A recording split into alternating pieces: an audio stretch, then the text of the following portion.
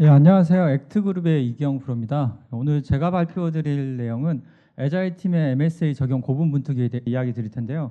이 발표 내용에서는 그러니까 MSA에 대한 기술적인 내용보다는 애자일 팀의 MSA를 적용하면서 어떻게 조직과 프로세스가 바뀌었는지, 그리고 그 바뀜으로 인해서 팀이 어떻게 성장했는지에 대해서 이야기 드리도록 하겠습니다. 일단 마이크로 서비스에 관련돼서 간략하게 이야기 드리겠습니다. 마이크로 서비스는 현재 되게 보편적인 이름이 됐습니다. 아마 여기 참석하신 분들이 아마 많이 이미 들어보셨을 테고요.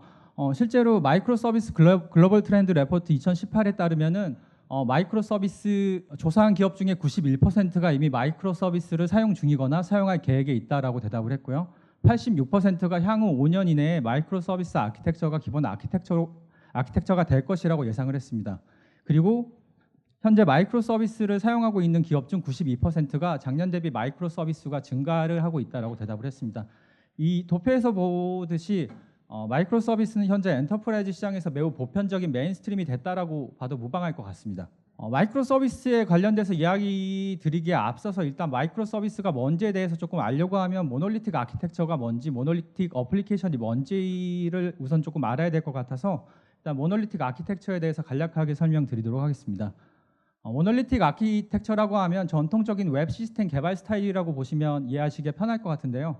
모든 구현 로직이 단일 코드 베이스 기반으로 하나의 어플리케이션 구조에 모두 들어있는 어플리케이션을 이야기하고요.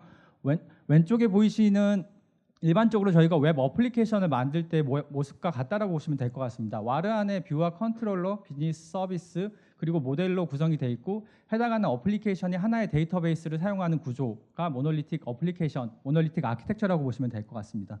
이렇게 모놀리틱 아키텍처는 단단히 짜여져 있는 하나의 구조로 되어 있고요. 엔터프라이즈 환경에서 모놀리틱 아키텍처는 앞에 보이시는 바와 같이 복잡한 의존 관계를 가지게 되어 있습니다. 여러 가지 수많은 기능들이 복수의 모듈들로 구성이 되어 있게 되고요. 이런 모놀리틱 아키텍처는 몇 가지 문제점을 가지게 되는데 일단은 서비스가 증가할수록 해당하는 단일 레파지토리를 사용하고 있는 코드베이스 사이즈가 점점 커지기 때문에 해당하는 어플리케이션의 빌드, 테스트, 그리고 배포, 기동 시간이 점점 더 증가하게 됩니다. 그리고 서비스 하나의 문제가 발생을 했을 경우에 해당하는 서비스 하나의 문제가 해당하는 기능의 문제뿐만이 아니라 의존을 하고 있는 여러 가지 기능에 영향을 끼쳐서 나중에는 전체 서비스에 영향을 줄 수 있는 문제점을 가지고 있습니다. 또 다른 문제점으로는 모놀리틱 아키텍처의 경우 부분적인 스케일아웃이 불가능합니다. 예를 들어서 특정한 기능에 대해서 요청이 증가해서 해당하는 기능에 대한 트랜잭션의 요청 처리를 늘리고 싶다라고 했을 때 해당하는 기능만 늘릴 수는 없고요. 해당하는 기능을 늘리기 위해서는 전체 어플리케이션을 스케일 아웃하는 형태로밖에는 기능 확장을 할 수가 없는 문제점을 가지고 있습니다. 앞서 얘기 드렸던 모놀리틱 아키텍처가 이런 문제점을 가지고 있다고 해서 모놀리틱 아키텍처가 나쁘다라는 건 아니고요. 이러한 문제점을 가지고 있는 아키텍처라는 것뿐입니다. 예. 모놀리틱 아키텍처는 모놀리틱 아키텍처에 맞는 비즈니스가 있고 간단한 웹 어플리케이션이나 시스템을 만들 때는 아주 좋은 아키텍처입니다. 다시 마이크로 서비스 아키텍처로 넘어가서 마이크로 서비스 아키텍처에 대한 용어의 정의는 여러 가지가 있는데 일반적으로 생각을 했을 때 제임스 루이스나 마틴 파울러가 2014년에 발표한 이야기를 되게 많이 이야기를 드는데요. 소프트웨어 응용 프로그램을 독립적으로 배치 가능한 서비스 조합 형태로 설계하는 게 마이크로 서비스 아키텍처라고 생각하시면 될 것 같습니다. 마이크로 서비스 아키텍처의 일반적인 모습을 앞에 그려줬는데요. 하나의 모놀리틱 어플리케이션에 있던 여러 가지 기능들이 각각의 마이크로 서비스로 나눠져 있게 돼 있고요. 앞에 그림에는 없지만 그런 서비스들이 API 게이트웨이나 서비스 디스커버리를 해주는 여러 가지 장치들을 통해서 하나의 어플리케이션, 하나의 시스템으로 동작하게 됩니다. 이런 마이크로 서비스 아키텍처가 무조건 좋은 건 아니고요. 마이크로 서비스 아키텍처도 역시 장점과 단점을 가지고 있습니다. 일반적으로 마이크로 서비스 아키텍처는 모놀리틱 아키텍처에 비해서 다음과 같은 장점과 단점을 가지고 있는데요. 일단 장점으로는 각각의 마이크로 서비스들은 독립적인 레파지토리를 가지고 있기 때문에 각각을 빌드하고 배포하고 테스트하는 시간이 단축됩니다. 그리고 마이크로 서비스들끼리는 독립적이기 때문에 폴리글랏 아키텍처가 구성이 가능한데요. 자바 어플리케이션을 만들 수도 있고 성능이 요구되는 어플리케이션 시스템 같은 경우에는 노드나 고 같은 것을 이용해서 아키텍처를 구성을 할 수도 있습니다. 그리고 서비스별로 선택적인 확장이 가능하고요. 이거 역시 마이크로 서비스가 기능 단위로 나눠져 있기 때문에 해당하는 기능의 요청이 증가한다고 하면 해당하는 기능을 가지고 있는 마이크로 서비스만 확장을 하면 됩니다. 역시 마찬가지로 각각의 마이크로 서비스가 나눠져 있기 때문에 타 서비스의 영향을 최소화할 수 있는 장점을 가지고 있고요. 단점으로는 성능 이슈가 발생을 할 수 있습니다. 기존에 하나의 어플리케이션 안쪽에서 처리되던 로직이 여러 개의 마이크로 서비스로 나눠져 있기 때문에 그 나눠진 서비스 간의 통신 이슈나 여러 가지 문제들로 인해서 성능 이슈가 발생을 할 수도 있고요. 서비스 간의 트랜지션 처리가 조금 힘든 부분도 있습니다. 이거 역시 하나의 어플리케이션이 아니라 여러 개로 나눠져 있기 때문에 서로 간의 통신이 필요한데 타 서비스를 호출하는 가운데서 중간에 실패가 있을 경우에 트랜잭션을 어떻게 처리해야 할지에 대한 부분적 실패에 대한 트랜잭션 처리 문제를 가지고 있습니다. 그리고 관리 포인트가 증가하는 문제점을 가지고 있는데요. 하나의 어플리케이션을 모니터링하고 로깅할 게 아니라 여러 개의 마이크로 서비스를 한꺼번에 로깅하고 모니터링할 수 있는 장치가 필요하게 됩니다. 앞서 얘기할 때는 테스트가 간단하다는 얘기도 드렸었는데 반대로 테스트의 복잡도를 또 가지고 있습니다. 하나의 어플리케이션을 테스트하는 게 아니라 하나의 기능을 테스트하기 위해서는 어쩌면 여러 개의 마이크로 서비스를 한꺼번에 테스트할 필요가 있기 때문에 테스트 복잡도는 조금 올라가는 장점을 가지고 있습니다. 이렇게 마이크로 서비스가 장점과 단점을 가지고 있는데 왜 마이크로 서비스 아키텍처가 요새 많이 이야기가 되고 요새 많이 쓰이고 있는지 아마 되게 의문을 가지실 것 같은데요. 마이크로 서비스 아키텍처가 나온 이유에 대해서 생각하기에 앞서서 일단 아키텍처라는 거에 대해서 한번 생각을 해볼 필요가 있습니다. 일반적으로 아키텍처라는 것은 비즈니스가 있을 때 해당하는 비즈니스 골을 달성하기 위한 목적을 위해서 시스템을 구성하는 게 아키텍처이고요. 현재 비즈니스의 모습을 보면 클라우드 위에 사스 형태로 올라가는 어플리케이션 시스템들이 많이 보편적으로 쓰이고 있습니다. 이런 클라우드와 사스를 지원하기 위해서 나온 게 마이크로 서비스 아키텍처다라고 생각하셔도 될 것 같습니다. 실제적으로 마이크로 서비스 아키텍처를 쓰는 이유는 이 클라우드나 사스 환경에서 해당하는 소프트웨어를 빠르고 자주 그리고 신뢰성 있게 배포하기 위해서 마이크로 서비스 아키텍처가 쓰이고 있는 거고요. 이 비즈니스 골을 달성하기 위해 마이크로 서비스 아키텍처를 적용을 하고 쓰려고 하고 있는데 대부분의 사람들이 마이크로 서비스 아키텍처라는 기술적인 용어에만 집중을 하고 있는 것 같습니다. 실제적으로 이런 비즈니스 골을 달성하기 위해서는 아키텍처뿐만 아니라 프로세스와 오거나이제이션 역시 고려를 해야 될 대상입니다.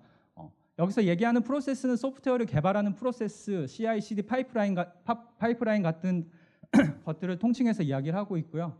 조직은 실제로 이 아키텍처를 구성하는 팀을 이야기한다라고 생각하셔도 될 것 같습니다. 이런 아키텍처와 프로세스와 오거나이제이션은 역시 비즈니스 골을 달성하기 위해서 쓰이고 있는데 이것들은 서로 간의 연관관계를 또 가지고 있고요. 뒤이어서 이제 제가 이야기 드릴 내용들은 이 세 가지 꼭지를 기준으로 해서 이야기를 드리겠습니다. 아마 내용이 조금 복잡하다라고 느껴지실 수도 있을 것 같은데요. 간략하게 설명을 드리면 저희가 MSA를 전환하면서 어떻게 변화해 갔는지에 대해서 설명을 드릴 건데 총 4개의 페이지로 구성을 했고요. 각 4개의 페이지마다 아키텍처와 프로세스와 오거나이제이션이 어떻게 구성이 되었었는지 그리고 그렇게 구성이 되었을 때 각각의 어떤 문제점들이 발생을 했고 그 문제점들을 해결하기 위해서 다음 페이지에서는 우리가 어떻게 했는지에 대해서 간략하게 이야기 드리도록 하겠습니다. 네, MSA 전환 과정입니다. 페이지 1. 페이지 1의 아키텍처의 모습입니다. 페이지 1의 아키텍처는 지금 보라색으로 박스 쳐 있는 부분들이 저희가 구성했던 아키텍처인데요. 간략하게 하이레벨 아키텍처라서 세세한 부분 나와 있지 않지만 저희가 이렇게 진행할 수밖에 없었던 이유는 실제로 해당하는 상품의 MSA를 전환하기 위해서 전환을 시작했는데 정해진 딜리버리 일정을 고려해서 MSA 전체 스택에 대한 고려를 한꺼번에 할 수가 없었습니다. 그래서 간단하게 시작할 수 있게 UI와 각각의 3개의 서비스에 대해서 비즈니스 분석과 서비스 설계 개발을 동시에 수행을 했습니다. 그리고 이 아키텍처를 구성을 하기 위해서 5개의 팀이 생겨났고요. 첫 번째 플랫폼 팀, UI 팀, 서비스 팀 3개로 페이지 1을 시작을 했습니다. 플랫폼 팀은 실제적으로는 데브옵스를 지원을 했고 나중에 MSA 적용을 하기 위해서 MSA 스택에 필요한 여러 가지 요소들을 미리 POC를 진행하는 역할을 담당을 했고요. UI팀 같은 경우에는 CX 설계와 UI 개발자들이 UI팀에 있었는데 원래대로 애자일 팀에서 진행한다라고 하면 어떻게 보면 홀 팀으로 구성을 해서 하나의 서비스 팀의 프론트엔드 개발자와 백엔드 개발자 그리고 CX 설계까지 모두가 포함돼서 개발이 진행이 됐어야 했습니다. 그렇지만 해당하는 어플리케이션 시스템이 조금 큰 면도 있었고 그러다 보니까 여러 가지 공통 컴포넌트들이라든지 공통 UX, CX 표준들이 필요하게 됐고 이런 것들의 지원을 위해서 UI팀이 별도로 구성이 되게 되었습니다. 서비스팀은 여기에서 유닛 테스트와 펑셔널 테스트를 진행함과 동시에 각각의 API 개발을 진행을 했고요. 페이지 1의 프로세스의 모습입니다. 프로세스는 지금 CI/CD 파이프라인과 그 당시의 디벨롭먼트 인바이러먼트에 대해서만 그려져 있는데 간단하게 이 당시에서는 개발 통합 환경이라는 개발 환경이 있었고 해당하는 개발 통합 환경에 배포를 하기 위해서는 유닛 테스트와 펑셔널 테스트 그리고 빌드가 완료가 됐어야 했고 해당하는 빌드가 성공을 했을 때 해당하는 개발 환경에 배포가 하는 식으로 개발이 진행이 되었습니다. 각 개발 환경에는 3개의 마이크로 서비스와 UI를 위한 하나의 엔진엑스 웹서버가 있었고요. 이렇게 해서 저희가 개발을 진행하다 보니까 몇 가지 문제점들이 나타나기 시작했습니다. 일단 서비스팀과 UI팀이 분리되어 있기 때문에 각각의 팀은 별도의 우선순위를 가지고 작업을 진행하게 됐습니다. 그렇기 때문에 서비스팀에서는 API를 작성함에 있어서 우선순위가 높다라고 판단했는데 실제 해당하는 API는 UI팀에서 사용하지 않는 것들이 만들어지기 시작했습니다. 그리고 서비스팀 간에 만들어진 API들은 어떻게 보면 각각의 다른 서비스팀에서 호출해서 사용되어야 하는데 이것들을 사용하기 위해서는 뭔가 공유할 수 있는 장치들이 필요했었는데 그런 공유 장치들이 없었던 문제점들이 생겨났습니다. 두 번째 프로세스 프로블럼입니다. 실제로 개발 환경이 하나이고 실제로 UI팀이 개발을 진행하기 위해서는 서비스 API들이 안정적으로 제공이 되어야 하는데 예를 들어서 하나의 마이크로 서비스가 빌드가 실패했다든지 혹은 빌드가 성공했는데 뭔가의 문제점 때문에 배포가 실패했다든지의 상황이 발생했을 때 해당하는 서비스를 사용하는 UI 개발이 지연되는 문제점이 발생했습니다. 페이지 2에서는 앞서 얘기했던 조직과 프로세스 문제점들을 해결하기 위해서 팀과 프로세스를 조금 재구성하였습니다. 일단 UI팀에 소속되어 있던 프론트엔드 개발자들이 각 서비스 팀으로 이동되었고 서비스팀 내에서 UI 개발자와 프론트엔드 개발자와 백엔드 개발자가 서로의 역할의 구분 없이 하나의 서비스를 개발하게 되었습니다. 그리고 현재까지 만들어져 있던 API 중에 미사용 API라고 판단되었던 것들은 과감하게 전부 삭제 처리하였고요. 프로세스적으로는 서비스별 API 정보를 통합하여 스웨고와 포스트맨으로 제공을 하였습니다. 각각의 마이크로 서비스에서 나오는 API 다큐먼트들을 통합하여서 API 어그리게이터를 사용을 해서 스웨고로 제공을 하였고요. 그리고 포스트맨으로도 별도로 개발자들이나 PM에 해당하는 API에 대한 테스트를 원활하게 진행할 수 있도록 환경적으로 제공을 하였습니다. 페이지 2에서의 프로세스인데요. 기존의 프로세스에서 UI 개발자를 위한 웹 테스트 환경이 새로 추가가 되었습니다. 기존의 개발 통합 환경이라는 대부 인테그레이션 환경은 API 테스트 환경이라는 이름으로 바뀌었고요. 웹 테스트 환경이 별도로 구성이 되어서 실제로 UI 개발자들은 API 테스트 환경을 보는 게 아니라 웹 테스트 환경의 안정적인 서비스들의 API를 사용을 할 수 있었습니다. 그리고 API 개발자들은 API 테스트를 통해서 언제든지 원하는 대로 커밋이 있을 때마다 빌드를 하고 해당하는 기능들을 테스트할 수 있도록 두 개의 환경이 분리가 되었습니다. 이렇게 또 개발이 진행하다 보니까 또 몇 가지 문제점들이 또다시 생겨나기 시작했습니다. 일단 개발이 계속 진행하다 보니까 API들이 계속적으로 생겨났고 API들의 호출이 점점 증가하게 되었고요. 이런 API들의 호출 증가는 어떻게 보면 API를 개발하는 과정에서 변경에 조금 제약을 주게 되었습니다. 예를 들어서 하나의 서비스에서 다른 서비스의 API를 호출한다고 할 때 id라는 리퀘스트 파라미터를 사용을 했었는데 해당하는 서비스팀에서 판단하기에 기존의 API 스펙이 조금 잘못되었다라고 판단해서 API 스펙을 변경하는 케이스에 대해서 해당하는 서비스팀만 알고 있고 실제로 그 API를 사용하고 있는 팀에서는 실제로 해당하는 API가 배포되고 나서야 나중에 문제가 일으켰을 때 그 사항을 알게 되었습니다. 그래서 기존 기능 변경 후에 기존 기능들이 정상 동작 여부를 검증하는 게 매우 중요시하게 되었고요. 프로세스 프로블럼으로는 UI 개발이 지연되는 현상이 또다시 발생하게 됐는데 저희가 개발을 진행함에 있어서 이터레이션별로 개발을 진행을 했고 각 이터레이션별로 스테이크홀더들을 모시고 리뷰를 진행을 하였습니다. 이 리뷰를 진행하기 위해서는 어떻게 보면 안정적인 환경이 또 필요하게 됐는데 기능이 완료가 되었고 화면상에 이상이 없이 기능이 동작하는 것을 확인한 다음에 시연을 진행을 할 수가 있었는데 개발을 진행하다 보면은 리뷰 전에 해당하는 기능이 배포함으로 인해서 다른 기능들이 문제가 일으키는 상황들이 발생할 수 있었고요. 그런 상황들을 막기 위해서 UI단의 환경을 이틀이나 3일 정도 프리징하는 기간이 발생하게 되었습니다. 이 기간 동안은 UI 개발자들은 해당하는 환경을 사용할 수 없었기 때문에 UI 개발이 조금 더 지연되는 현상이 발생을 하였습니다. 페이지 3에서는 이 문제점들을 또 해결하기 위해서 또 조직과 프로세스와 환경들을 조금 더 변경을 시켰고요. 일단 조직에 대해서 간략하게 이야기 드리겠습니다. 네. 일단 개발이 계속 진행됨에 있어서 새로운 마이크로 서비스들이 몇몇 개가 더 추가가 되었습니다. 이건 앞선 문제 때문에 생겨난 것들은 아니고 개발이 계속 진행됨에 있어서 어떻게 보면 비즈니스 요건에 대해서 좀 더 명확해진 부분들이 있고 기존에 저희가 가지고 있던 해피패스보다 더 확장되는 부분들이 있었기 때문에 그 해당되는 기능들을 지원하기 위해서 새로운 팀들이 또 새로 생겨나게 됐고요. 그리고 아래 보이시는 테스트 팀이 새로 신설이 되었습니다.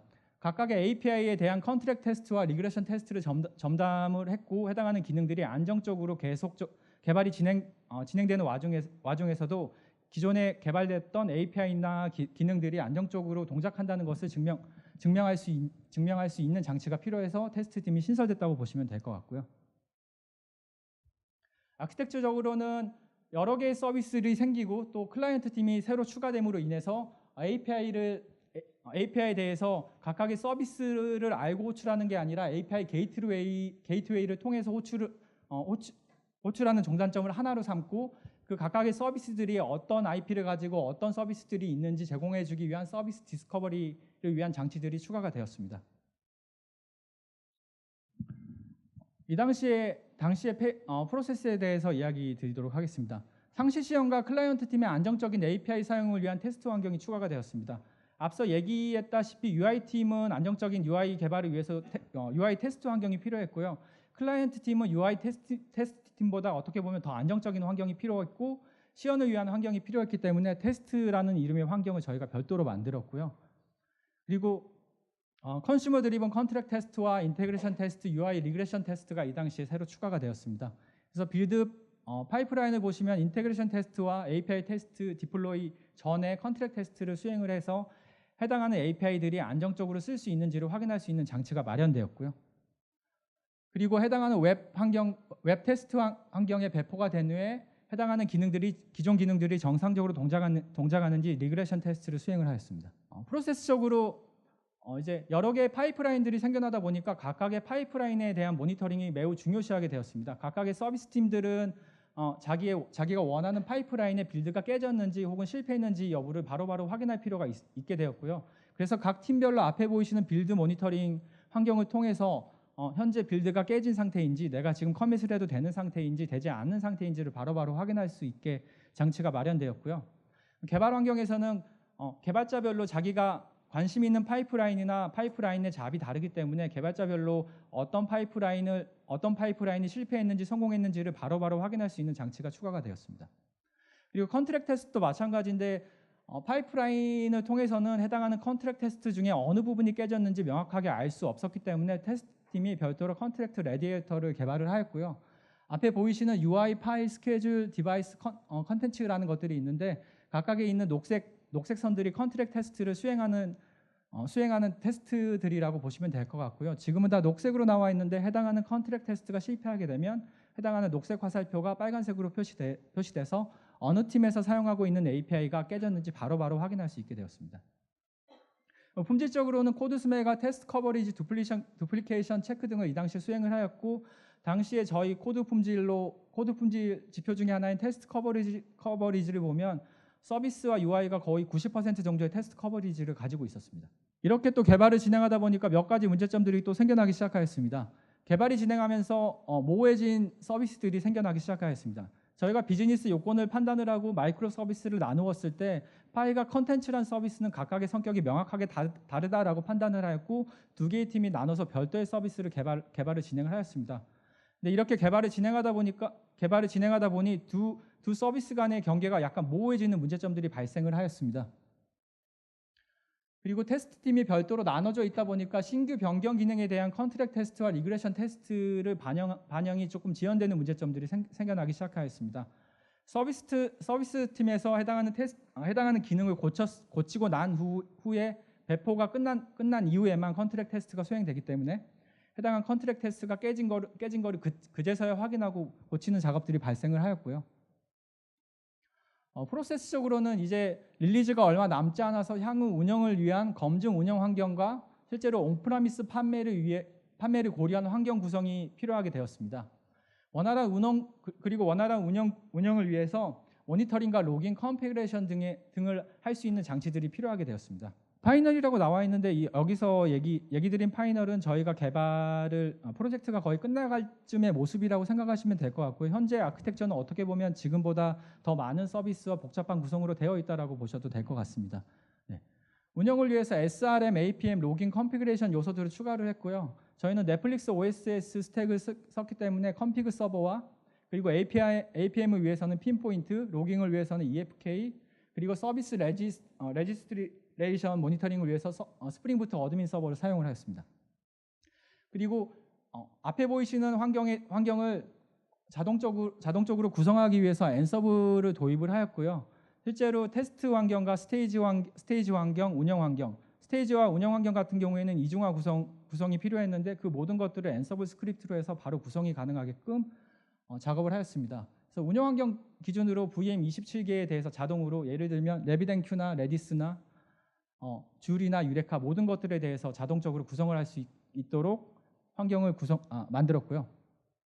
오거나이제이션은 아까 얘기했던 파일과 컨텐츠 서비스가 모호해진 부분들이 있어서 두 개의 서비스를 하나로 합쳤고 그에 따라서 두 개의 팀이 하나의 팀으로 합쳐지게 되었습니다.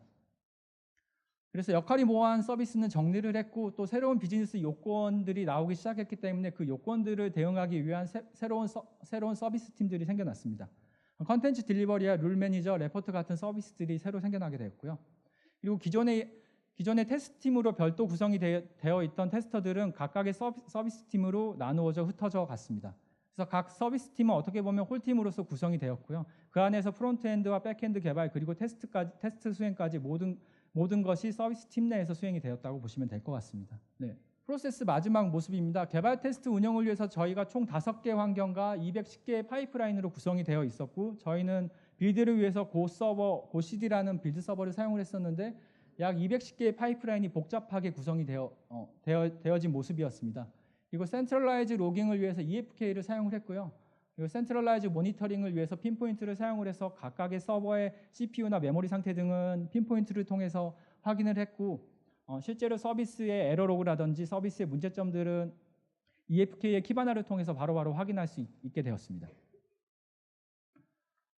이렇게 환경이 복잡하게 구성이 되다 보니까 실제로 개발하는 개발자들은 여러 개의 환경들을 한꺼번에 컨트롤해야 될 필요가 있었고 특정 개발 환경에 문제가 발생했을 때 특정 서버에 접속을 할 필요가 있게 되었습니다. 그런데 환경 구성이 되게 복잡하게 돼 있다 보니까 그런 요소들을 찾아가기가 되게 힘들게 되었고요.